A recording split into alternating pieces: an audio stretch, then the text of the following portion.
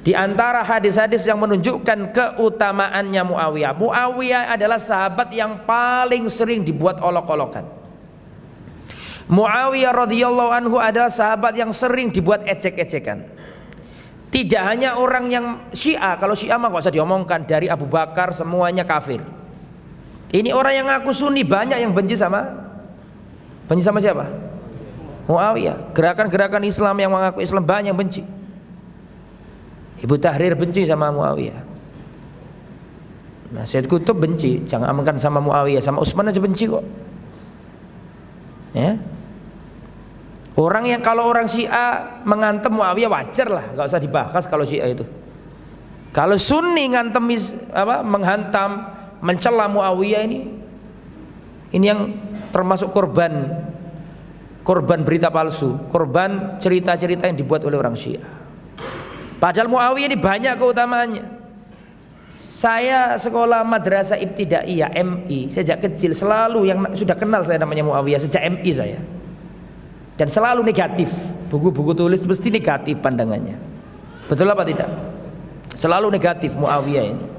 Padahal Muawiyah ini sahabat Nabi yang mulia. Ceritanya di zaman Nabi SAW dulu itu ada orang yang sangat miskin sampai susah cari istri juga. Dalam bahasa Arab orang yang sangat miskin waktu itu disebut so'luk. Nah, di antara so'luk itu adalah Muawiyah bin Abi Sufyan yang ingin kita peringati hari kematiannya malam ini. Melanjutkan pembicaraan yang lalu yang tidak kita selesaikan. Muawiyah itu sebetulnya punya bapak, tokoh juga, tokoh bangsawan. Menurut satu riwayat, dia sebetulnya seorang budak, kemudian dipelihara oleh satu keluarga bangsawan, bahkan kemudian diangkat sebagai anak. Dia dinisbahkan kepada bapaknya. Bapaknya itu sebenarnya bukan bapak beneran, tetapi dia hanya dinisbahkan saja. Bapaknya itu dari bangsawan Quraisy yang silsilahnya itu bersambung dengan Nabi Ibrahim di ujung sana. Dari pecahan dari Abdu Manaf, Abdu Manaf itu ke sebelah sini, jadi dia punya anak. Ada berapa orang anaknya? Di antara anaknya itu ada yang namanya Hashim. Hashim punya anak lagi Abdul Muthalib. Abdul Muthalib punya anak lagi Abdullah, dan Abdullah punya anak Rasulullah Shallallahu Alaihi Wasallam. Nah, ini Abdu Manaf itu punya lagi anak, katanya malah kembar. Waktu lahir itu kembar. Yang satu diberi nama Hashim, walaupun kata orang itu Hashim itu gelarnya nanti di kemudian hari, karena ketika masyarakat Arab kelaparan, Hashim itu kemudian membagi-bagikan makanan. Karena itu Hashim mencampurkan daging dengan roti, dicampur jadi satu makanan khusus yang mengenyangkan. Dalam bahasa Arab itu disebut Hashama, dan orang yang mencampurkannya disebut Hashim.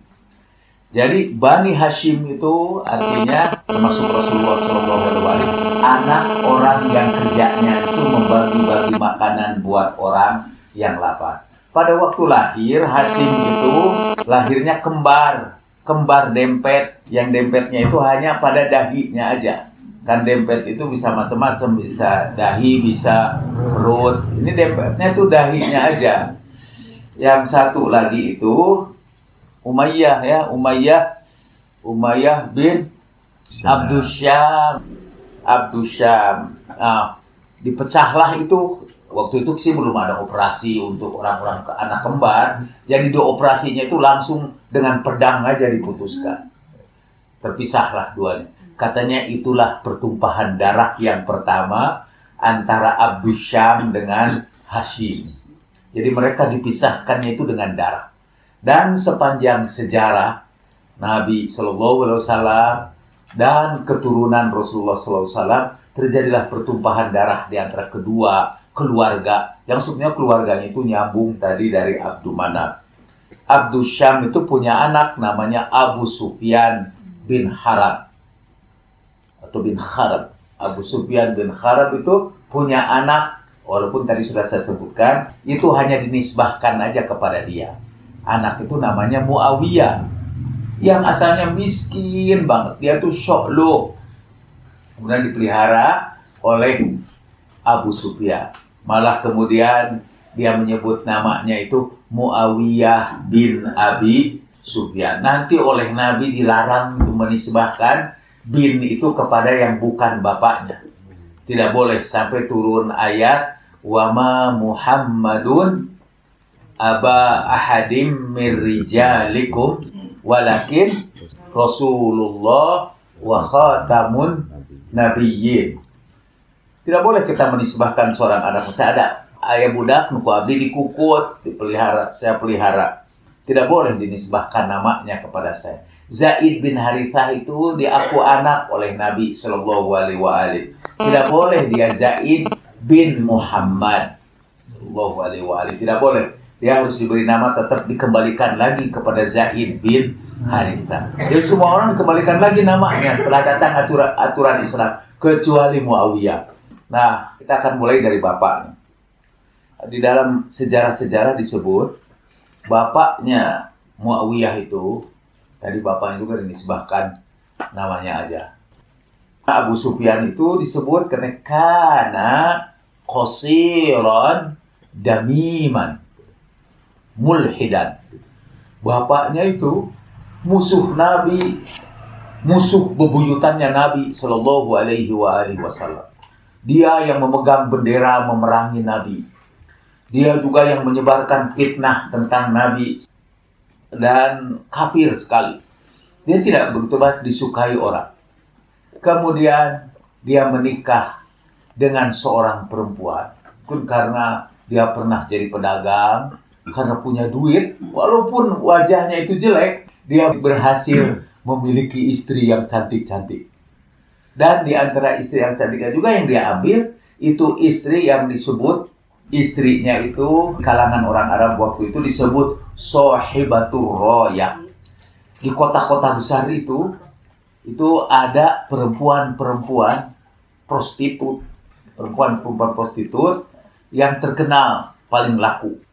Dan karena lakunya, customernya itu bisa satu saat bisa ngumpul beberapa orang. Nah, karena itu untuk menandai bahwa di rumahnya itu sudah ada laki-laki, ditancapkanlah bendera. Nah, perempuan-perempuan seperti itu disebut sang pemilik bendera. Di antara sang pemilik bendera itu adalah Hindu. Sebetulnya orang Arab menyebutnya Hind. Tidak dibaca dunnya itu. Seperti yang Abdun, kan harusnya dibaca Abd. Tidak jadi Abdun. Nah, Hindun itu termasuk pemegang bendera. Dan dia, karena suaminya itu banyak, waktu itu, pernah lahir seorang anak. Dan biasanya ada tradisi di sana. Kalau seorang prostitut melahirkan seorang anak, lalu siapa bapaknya itu dikumpulkan. Semua bapaknya itu diadakan rapat singkat untuk menentukan siapa bapaknya. Tapi hak sepenuhnya untuk menentukan siapa bapaknya adalah perempuan itu. Dia yang menentukan. Jadi setelah dikumpulkan semua, kata Hindun. Nah, Hindun itu ada anak lahir, dia kemudian siapa bapaknya ditentukan ada musyawarat itu. Dan Hindun menunjuk Al-As. Padahal katanya anak itu sangat mirip Abu Sufyan. Jadi ketika ditanya orang, kenapa tidak kamu pilih Abu Sufyan? Kenapa kamu pilih Al-As bin Wa'il dan seterusnya? Karena kata dia, itu Abu Sufyan itu bakhil, pedit. Ya, mendingan pilih yang dermawan aja. Jadi Abu Sufyan itu terkenal karena kebakhilannya. Dan anaknya siapa? Al-As. Anak Al-As itu Anda cari aja dalam sejarah yang siapa yang bapaknya itu Al-As. Jadi Ibnul As. Untuk sementara kita sebut aja Ibnul As. Oke. Nah, Muawiyah nanti bersahabat betul dengan Ibnul As itu. Bagaimana tidak bersahabat? Sama-sama bapaknya itu Abu Sufyan. Cuma yang satu Abu Sufyan itu benar-benar bapak biologisnya. Kalau yang satu itu sebetulnya dia anak benar-benar anak Abu Sufyan, cuma dinisbahkan kepada Al-As. Kalau ini Muawiyah, itu bukan anak Abu Sufyan, tapi dinisbahkan kepada Abu Sufyan. Ini supaya ceritanya menarik, karena jadi kacau itu silsilahnya itu. Nanti ketika Muawiyah itu berkuasa, anak Al-As itu diaku sebagai saudaranya. Diresmikan dia dengan ketetapan presiden. Diresmikan bahwa dia saudaraku dan mempunyai hak yang sama dengan aku. Sampai beberapa sahabat memprotesnya dan mengatakan ini bertentangan dengan hadis Nabi bahwa anak itu lil firas, al-walad lil firas. Anak itu dinisbahkan kepada bapa yang menikahi ibunya. Walil ahir al-hajar, dan buat prostitutnya batu. Maksudnya buat pezinahnya. Jadi kalau ada anak zina, anak itu kalau ada anak zina, dia tidak dinisbahkan kepada bapak biologisnya, tapi harus dinisbahkan kepada bapak yang ketika anak itu lahir, dia bersama ibunya. Jadi dia suami ibunya. Kalau ini rada pusing, saya itu pernah dihubungi oleh seorang kaya di Jakarta untuk menyelesaikan di pengadilan masalah anaknya. Jadi dia menikah dengan seorang fotomodel. Pasti cantik istrinya. Tiba-tiba setelah menikah sekian lama terus punya anak. Dan anaknya itu tidak lama setelah menikah dia punya anak. Si ibunya itu mengatakan bahwa anak itu bukan anak si fulan itu, tapi anak pacarnya. Jadi sebelum menikah dari itu katanya sudah hamil. Dan kemudian mereka bercerai, si ibunya mau mengambil anaknya itu untuk dia. Si bapaknya juga mau mengambil anaknya itu untuk dia. Karena bapaknya merasa itu anaknya. Dia sudah menyewa pengacara biasa, ahli hukum biasa lah. Tapi pengadilannya di Pengadilan Agama Jakarta Selatan. Lalu orang itu menghubungi saya. Karena saya ustadznya. Supaya menyelesaikan itu. Waktu sebelum masuk ke Pengadilan Jakarta Selatan, saya sudah mengumpulkan dulu. Sebelum itu mengumpulkan dulu di Mutahari kumpulan hadis-hadis. Dulu di zaman Nabi SAW, ada orang hijrah ke Madinah, kemudian dia menikah dengan orang Madinah, kemudian punya anak. Ternyata dia itu sudah hamilnya sebelum pindah ke Madinah. Jadi bapaknya yang ada di Mekah tahu bahwa mantan istrinya itu sekarang punya anak. Makanya dalam Al-Quran ada aturan, kalau seorang perempuan dicerai dalam keadaan hamil, iddahnya itu harus sampai kepada melahirkan. Dia langsung kawin dan lahir anaknya. Orang yang di Mekah itu nyusul ke Madinah. Dan anaknya itu diperebutkan sekarang. Ayahnya yang orang Madinah dan ayahnya yang orang Mekah. Supaya kita tidak bingung, diperebutkanlah antara ayah biologis dengan ayah sosial. Akhirnya dibawa kepada Nabi itu anak. Dan Nabi melihat, kata itu dalam hadis itu, bahwa wajah anak itu persis seperti wajah bapak biologisnya. Jadi persis seperti bapaknya dari Mekah. Tapi Nabi SAW bersabda, al-walad lil firas. Anak itu harus dinisbahkan kepada bapa yang mengawininya. Dan buat prostitut atau buat yang berzinahnya al-hajar, yaitu harus dirajam dengan batu. Itu ketentuan Islam. Jadi ketika Muawiyah mengangkat Ibnul As menjadi, saya tidak menyebut orang itu, karena di antara pertimbangan di Makassar yang diajukan ke kantor polisi bahwa saya melakukan penistaan terhadap agama karena menyebut bahwa Ibnul As itu anak promiskuitas. Promiskuitas itu artinya bapaknya itu banyak. Jadi sekarang Ibnul As saja. Ini disebut itu dalam pengajian juga. Enggak, saya cuma nyebut Ibnul As. Nah, hari si Ibnul As diresmikanlah jadi pendamping Muawiyah. Kalau sekarang mungkin Perdana Menterinya. Dan dia presidennya, Ibnul As itu jadi Perdana Menterinya. Ibnul As itu pernah berperang dengan Imam Ali. Dan ketika dia sudah terdesak, pedangnya sudah terlempar, ketika Imam Ali mau menebaskan pedangnya, Ibnul As itu membuka auratnya, sehingga Imam Ali membalikkan wajahnya, karena beliau tidak pernah mau melihat aurat orang. Karena itulah ketika beliau mendapat gelar karamallahu wajah. Dan itu karena Ibnul As itu, dia terkenal seorang politisi yang sangat tangguh. Jadi pintar menipu orang.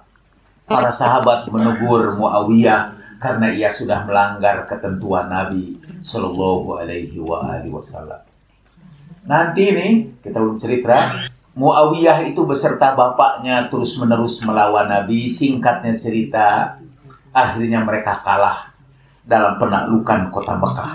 Abu Sufyan waktu itu melihat Rasulullah Shallallahu Alaihi Wasallam datang dengan tentara yang sangat banyak begitu itu. Malah katanya sebelum masuk ke kota Mekah itu, tentara Nabi itu dibekali, setiap orang tentara harus bawa 2 obor. Jadi dari balik bukit, sekarang bukitnya disebut, sekarang sudah tidak ada bukit itu, Jabal Abu Gubeish. Sekarang itu sudah rata dan sekarang tinggal jadi istana.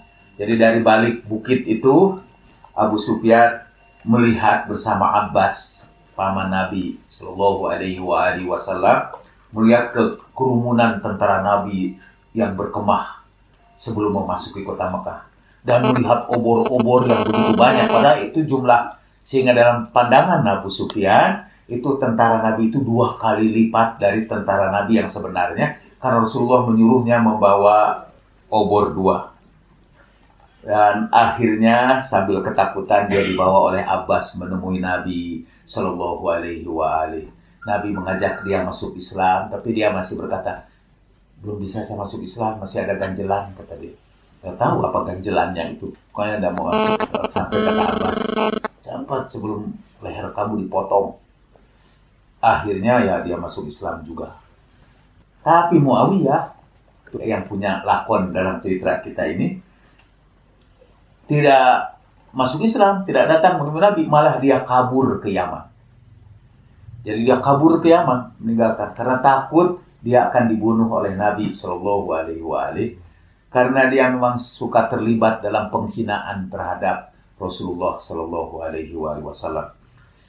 Baru kira-kira 5 bulan sebelum Rasulullah Shallallahu Alaihi Wasallam meninggal dunia, Muawiyah menyusul Abu Sufyan ke Madinah. Jadi sempat hidup bersama Nabi hanya 5 bulan. Nanti ada alasan yang mengapa saya cerita hanya sempat 5 bulan bersama Nabi. Dan tidak ada riwayat dia pernah sholat berjamaah bersama Nabi. Tidak ada riwayat juga dia pernah menghadiri majelis Nabi. Cuma ada satu riwayat, satu saat Muawiyah itu menarik bapaknya untuk ikut masuk masjid. Tapi dua-duanya nggak jadi masuk masjid. Allah membutuh yang menarik dan yang ditarik. Jadi yang maksudnya yang menariknya itu Abu Sufyan, yang ditariknya itu Muawiyah. Satu kali lagi Rasulullah Shallallahu Alaihi Wasallam melihat Abu Sufyan di atas kuda, Muawiyah menarik itunya juga, dan Rasulullah berkata, la'anallah al-qa'id wal maqud. Allah melaknat orang yang menunggang kuda itu dan orang yang menarik kudanya. Dan yang dimaksud adalah Abu Sufyan dan Muawiyah. Karena Abu Sufyan dan Muawiyah itu pernah dilaknat Nabi di 9 tempat. Dan tidak ada keutamaan apa-apa dari Muawiyah. Jadi dia tinggallah di Madinah. Tapi singkatnya cerita, setelah Rasulullah Shallallahu Alaihi Wasallam meninggal dunia, Muawiyah itu diberi kekuasaan. Muawiyah kemudian berkuasa, dan Abu Sufyan sempat hidup lebih lama dari Rasulullah Shallallahu Alaihi Wasallam. Posisi dia waktu itu adalah posisi budak bagi Nabi Shallallahu Alaihi Wasallam, dan Nabi tidak pernah membebaskannya.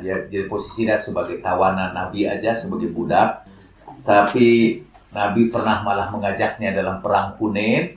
Tapi dalam perang Hunain itu Abu Sufyan mempengaruhi pasukan Nabi, sehingga ribuan pasukan Nabi yang meninggalkan desersi karena pengaruh Abu Sufyan. Sahabat-sahabat Nabi itu pernah kabur juga. Dan Abu Sufyan, singkatnya cerita ini, sekarang dianggap sahabat Nabi yang utama. Muawiyah juga sahabat Nabi. Kalau mereka menyebut ini Muawiyah bin Abi Sufyan radhiyallahu anhuma. Muawiyah bin Abi Sufyan, semoga Allah meridhoi kedua-duanya. Kalau Nabi mengajarkan agama yang penuh kasih sayang, Muawiyah bin Abi Sufyan mengajarkan agama yang mengajarkan kebencian. Yang pertama kali mereka benci ialah keluarga Nabi Shallallahu Alaihi Wasallam. Karena keluarga Nabi lah yang akhirnya menang. Jadi sejak itu keluarga Nabi difitnah. Jadi terus difitnah sampai sekarang. Akhirnya mengikuti agama keluarga Nabi difitnah sebagai orang yang sesat. Dan sampai sekarang Muawiyah bin Abi Sufyan itu menjadi pahlawan buat mereka. Itu sahabat Nabi yang tidak boleh menceritakan riwayatnya seperti ini. Itu dianggap menghina agama. Karena menghina sahabat Nabi. Jadi kalau saya cerita bapaknya Muawiyah kafir beneran, itu bukan menjelekkan, itu namanya fakta. Kalau Muawiyah itu asalnya miskin, tapi kemudian jadi raja di zaman Utsman, itu juga bukan menghina, bukan memuji. Kalau nyebut dia miskin, ketika dia miskin bukan menghina, itu fakta. Kalau kemudian dia jadi raja, itu juga bukan muji, itu fakta. Nah, akhirnya dibentuklah satu agama baru di bawah kepemimpinan Muawiyah itu. Nanti kita akan ceritakan bagaimana caranya dia mendatangkan agama baru yang berbeda dengan agama yang dibawa Nabi Shallallahu Alaihi Wasallam. Tapi di antaranya yang paling bagus kalau kita bikin agama baru, bikin hadis-hadis baru. Hadis itu dihubungkan kepada Nabi. Sampai di Indonesia, itu juga orang kalau mau mengajarkan ajaran agama, dibawa-bawa nama Nabi. Dibawa-bawa nama Nabi, jadi cerita. Ibu-ibu tersebar itu cerita. Saya sedang melacak ini kapan cerita itu, siapa yang memulainya. Tapi yang saya ketahui itu dimulai dari Pak Zainuddin MZ. Pak Zainuddin MZ mungkin dari gurunya, tadinya mau saya tanyakan sama beliau, tapi keburu meninggal dunia. Ya. Mungkin itu bagian penelitian kita. Katanya ada seorang perempuan tidak mau meninggalkan rumahnya walaupun orang tuanya sakit. Sampai orang tuanya itu meninggal dunia, si perempuan itu tidak mau datang ke tempat orang tuanya meninggal dunia itu karena belum ada izin dari suaminya. Sampai kata Nabi Shallallahu Alaihi Wasallam berkata, baru saja Jibril datang bahwa dosa orang tua itu semua diampuni karena kesetiaan anaknya kepada suaminya. Itu hadis ibu-ibu teu aya ti dituna. Itu hadis khusus ciptaan ulama di Indonesia. Negeri lain aja enggak ada itu hadis itu. Ada, saya menemukan beberapa hadis yang hanya ada di Indonesia. Tempat lain tidak ada. Nah, jadi kita bisa bikin agama baru dengan menghubung-hubungkan kepada Nabi Shallallahu Alaihi Wasallam. Jadi Muawiyah bikinlah hadis-hadis yang banyak. Di antara hadis itu ialah bahwa Muawiyah itu penulis wahyu. Bagaimana dia penulis wahyu? Dia itu 5 bulan sebelum Nabi Shallallahu Alaihi Wasallam meninggal dunia dan wahyu sudah berakhir. Memang dia pernah disuruh menulis bukan wahyu tapi surat-surat Nabi kepada para raja. Karena kebetulan Muawiyah itu bisa nulis dan waktu itu tukang nulis itu sangat sedikit. Nabi waktu itu sudah ada 14 penulis wahyu. Saya tidak lupa tuh kalau itu berapa jumlahnya 14 karena angka 14 itu yang paling saya ingat. Di antara penulis wahyu itu adalah Imam Ali. Terus katanya ada hadis lagi kata Nabi itu. Ada dalam kitab-kitab disebutkan bahwa pernah Abu Sufyan itu datang menemui Nabi Shallallahu Alaihi Wasallam. Ya Rasulullah, saya akan berikan kepadamu anakku yang paling cantik supaya engkau beristri. Tapi angkatlah anakku yang lain, yaitu Muawiyah, sebagai penulis wahyu. Lalu Nabi mengikutinya. Lalu Nabi menikah dengan kakaknya Muawiyah, namanya Habibah binti Abu Sufyan. Jadi istri Nabi, jadi Ummul Mukminin. Kan semua istri Nabi disebut Ummul Mukminin.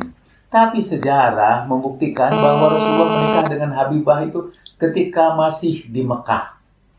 Sementara Abu Sufyan itu datang menemui Nabi di Madinah itu setelah penaklukan kota Mekah.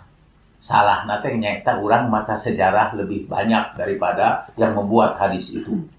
Jadi buat hadis itu tidak mikir ini kronologis waktunya.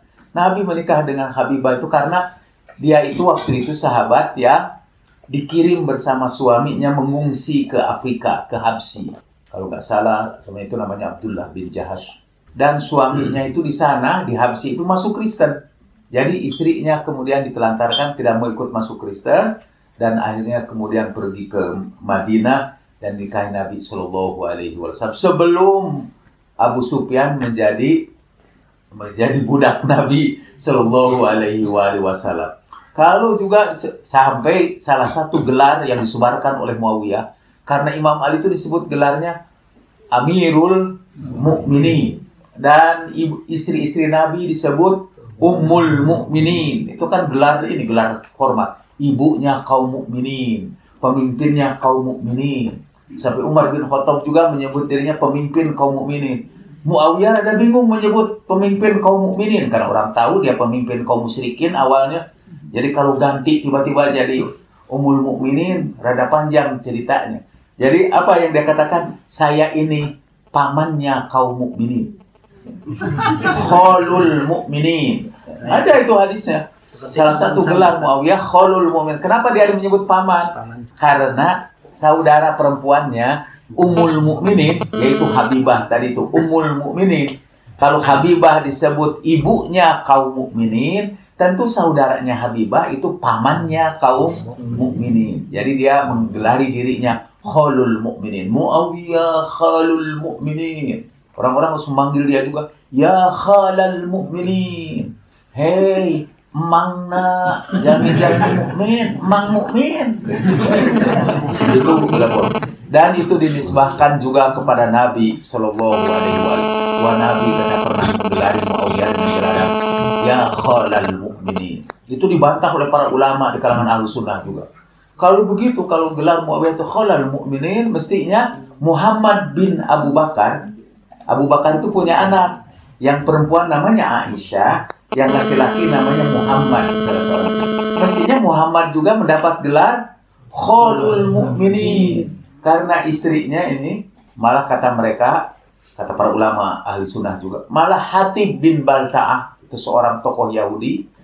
Dia itu kakeknya Sofia.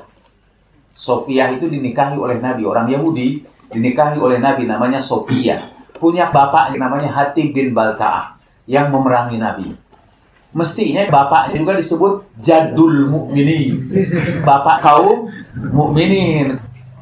Kaum mukminin itu kan punya ibu, yaitu ibunya itu Sofia. Nah, Sofia punya bapak Hatib bin Balta'ah. Jadi bapaknya itu harusnya mendapat gelar Jadul Mukminin.